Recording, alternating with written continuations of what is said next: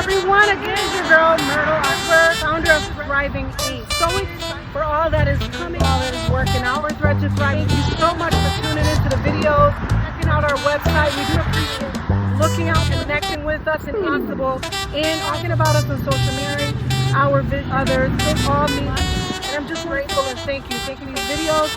Remember to like, share, and subscribe to our channel because we're going to keep up on all the happening. Our clients' environment where we're trying to make sure we're doing the most good. This week alone, I've been going through different things with my children, namely my middle school is a tough thing, okay? Make it even tougher, you know, you have children who are coming to school and maybe they're not loved at home. I don't know what the reason is. The study shows hurting people are hurting people, and the reasons people are hurting are that in some working or not in the picture, or dad's in the picture working too much. You know, don't ever what the reasons are. What I want to say, one of the emails, because I step in weekly in their inboxes every Sunday night, and I'm asking how things are going. Gives on mine, because I'm in a relationship with them for the rest of the year, because mine is in there. And there's nothing to say to you. I want you to take this Gwen Gittens class because she teaches you the process of making sure you're involved in a good way. We're involved in our kids' school life. We just have to, especially if you have an African American son. Okay, I've seen statistics and studies about white men as well. There's issues among the men. We got this whole feminine on, and we want to like really suppress the male, but I'm just not about that life. I can be an awesome woman, uplift, and see an issue of population that is an issue that we need to face and address. And if I just happen to be the woman to do it, I'm just here to do it. My sons are both in school, but let me just share the email. She told me that she saw my son crying, and he said that he was being picked on. What did she say to him? Hey, would you like to go see a school counselor? There's a lot of issues with that statement, with that offering. He was the one being picked on. He was the one crying. I think as an educator, be the one to say, okay, and what she did, she said, stop everyone. But they should have been the ones put into a different situation, not him. And I'm not saying he's my son. I'm saying that in general. There are theories that if someone is being harmed, you go for the harmed person and try to make sure they're okay and people beating that person down. There's that. This wasn't that. Him crying and saying, these kids have said this to me. And, you know, he really didn't need to say anything. For a child to get to the point of crying, you know, I don't want to judge you as teachers. You know, I know that you got a lot going on. I've been in the classroom, but you got to be with it. You got to lie. No child get to the point of crying in your classroom.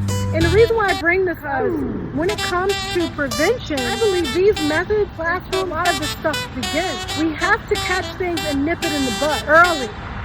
And I don't believe she nipped it in the bud. Here we are a week or two later, and he's still being targeted by these specific group of children who are saying mean things to him, being rude, and there's conflict. Now, when it comes to bullying, it has to be all the time and by the same person. So be mindful of the fact we can't call everything bullying. But there are times when things are bullying if it becomes consistent and it's the same.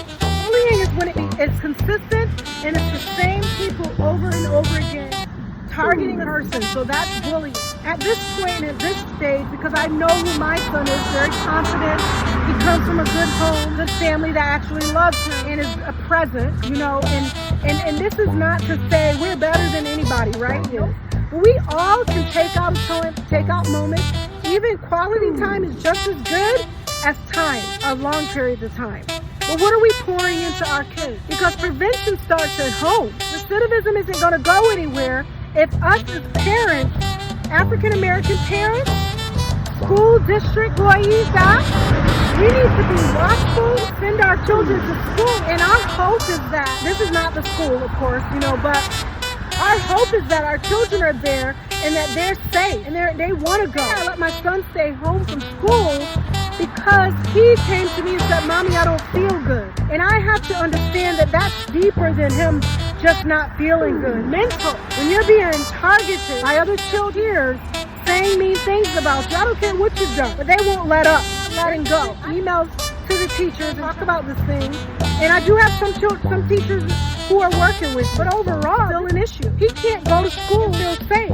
I remember growing up, you know, I got bullied growing up by the same group of girls all the time. Go anywhere without them coming for me. I literally had to have something on me. I remember holding like a chain in my hand. I wasn't sure if I'd use it. I never had to, but I had it in my hand, a big old chain. And I just walked to the store if my mom wanted me to go to the store. Because for some reason with that chain, they never touched it. And the moment I called my cousins to come to the area, they would go ghost. I lived there alone. I was by myself. I didn't have cousins or siblings in the school. My siblings are a lot younger than me. You've heard my story. And this is just a thing. This is an issue. An issue among us as African Americans. We can't blame this on anybody. This stuff is happening early. Honestly, we can't blame it on somebody, can't we? I'm just not going to do that right now because you know what? We need to start doing better, period. Because we are now responsible. No one's holding us with chains anymore. We're choosing these behaviors. My kids don't really want to go to an inner city school. But what I'm finding this is the problem. In the outer skirt schools, they're ready to put my babies in jail. But in this school, I found that the administration is a little bit more workable. They're more compassionate. And the reasons why. It's not a color thing. Different I'm finding in the way they even talk to me are connecting with my kids. So honestly, I feel like it's the lesser of the two evils. Either us work it out administratively in-house and then being sent off to jail over something that could have been talked about at school. And if you look at the statistics, children go to jail more often when school is in session is not. That says a lot. For whatever reason, I'm not coming for you, get it? Like the struggle of being in a relationship is real. Staying in a job is challenging. You might be experiencing racism or systemic racism at home. Pouring that out to your kids without even realizing it. What I want to say to you today is this. We need to do better because we just need to. Because if we don't do better, our children are going to continue in this generational cycle, hating each other. One talks proper, one, mom makes him lunch, or whatever the case may be. I believe my son is targeted because he's loved. I'm just going to keep it very real. He has snacks. He has snacks when he comes to school. I make his lunch. He doesn't want to wait in line. I think there's ways as parents we can love our children. We're not around. But we're not. Are we doing the most for our baby? Running after whatever. Are we doing the most for our kids? Because I know that my behavior in my household also affects your child if I'm not loving to my son. We are all interconnected. There is collaboration among us, even if we're not the best of friends, even if you don't know me. I'm telling you now, whatever we do on the inside of our place in our house, it reflects in these school walls. And there is nothing you can do to repair a broken man. Other people now have to do something because your time is up once your child is out of your house.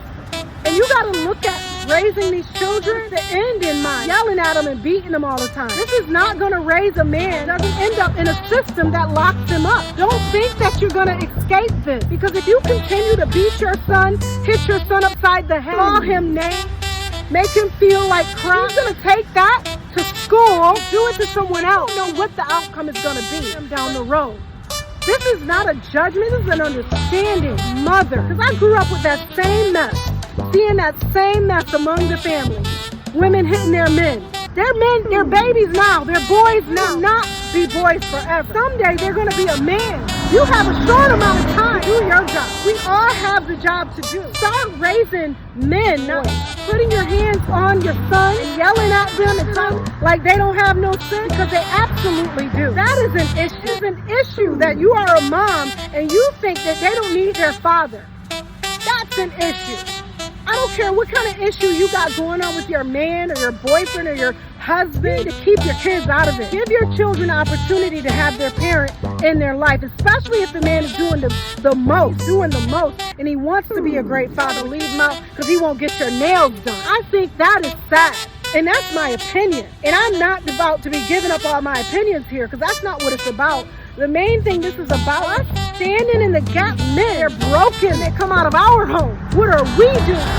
I remember I first started to get to that point where I thought I had to put my hands on my son to make him obedient to me. And I realized, I said, you know what? It's you that has to work on you. Take yourself, give yourself a timeout. And then your son with respect, so that way he knows, one, how to work with women and talk to them, because he has respect, mutual understanding of what conversation and what edification looks like in any relationship. You are the first point of relationship, a mother, and you are involved, not just for black people, but it is an issue among our demographic. I've grown up with it, and that's where I get the facts. I've lived this mess. Not pretty. But I decided when my son, I think it was 10 or 13 years old, I can't remember, because it was the last time for me. And even if I catch myself now, and if you catch yourself now, I want you to stop.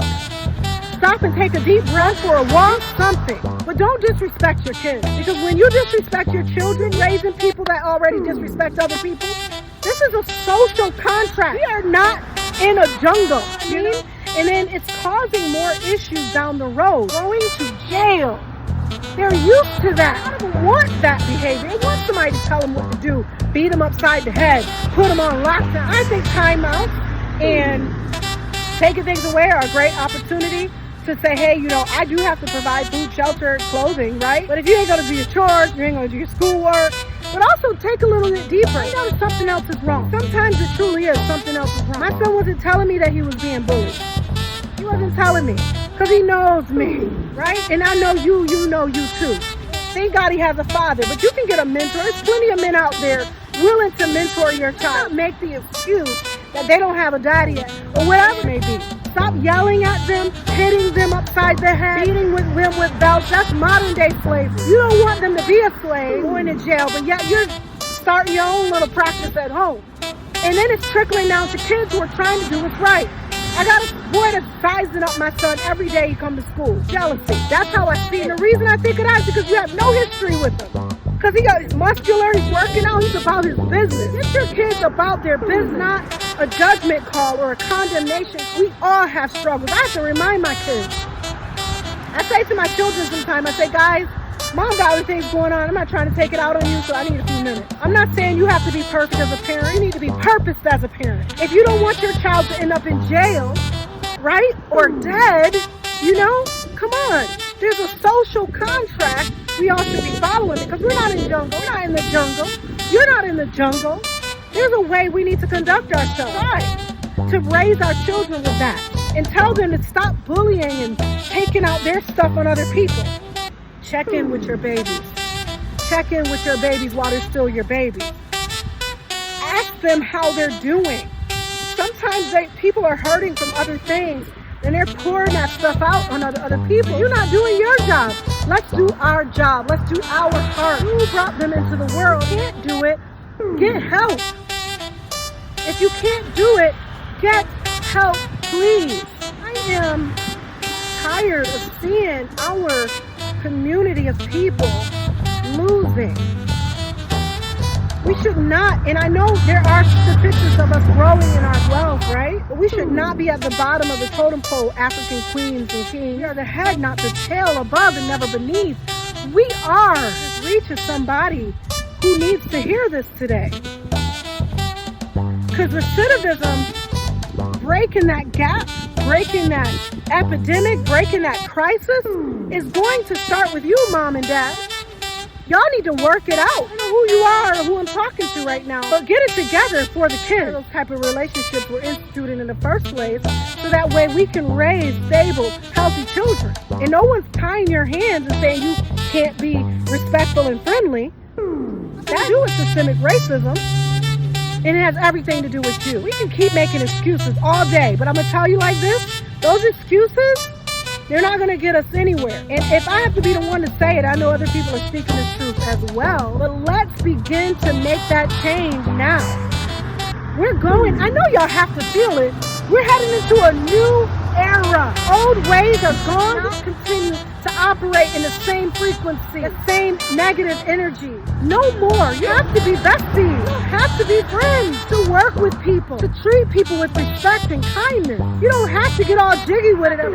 You know, sometimes you might feel a little offended. Check yourself. Stop putting that on other people. It has nothing to do with them. It's everything to do with you. Somebody's value and how they see themselves is about them.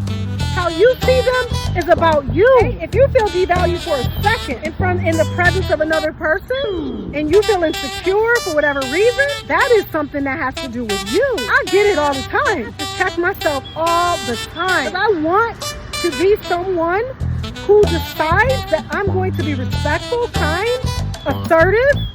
Okay, sometimes when I need to be passive, I know when that is as well. It's all a cycle. You know, we're all in this together. I know you don't like that term. It kind of feels a little cliche, but we're really and truly in this together. Y'all don't want to lose y'all babies, just like I don't want to lose mine. We don't want to lose them to the streets or untimely death. You know that. You know that. So whether you were considered a good parent or a really ghetto parent or an out there parent, considered, or whatever you see or value yourself as, you still have that same thing I have. Is where you don't want to see your babies come home feeling like crap.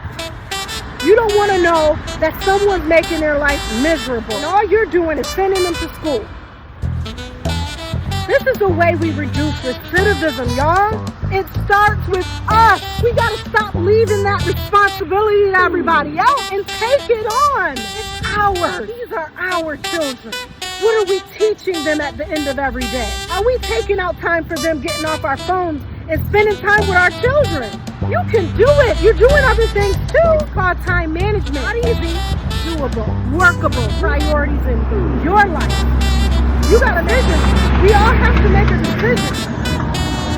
I'm speaking my truth about this because it's experience I'm having. And it's not the first time. I went through this growing up. And my cousins were in a whole different town. And I'm still in a situation like that. So I'm kind of telling my kids, yeah, guys, keep it low key. You're not there for friends. My boys are not the aggressor. They're not going to come be the initiator of negative stuff. I know they'll get right on the bandwagon if in fact it continues, right? And I don't want that. I don't want them resorting to that. I have a really strong one who is not going to let anybody move him. Because he knows he's planted like a tree by the streams of water. Where are your kids planted by? What are we planted in? What is our seeds doing? What is our choice when we're living this life? We need to make a choice. And I'm making a choice today. And I'm saying to you, let's not make an excuse, whatever. All I want to know is that we begin to make the changes in our homes first. Then we can talk to other people. Do the most, yours. Do the most. Love them the most. Pause for them the most. I gave my son a mental health day because he needed it. If your child says, you know, Mom, I don't feel good. Oh, you need to go to school. Find a way. Ask for help or let them stay home. Sometimes that's a safe bet. People need isolation sometimes. You have to be engaged and involved. There's a lot of work out here. And if you're being and feeling the things you're feeling, you think our little ones aren't? They are. They're feeling something too. Thank you.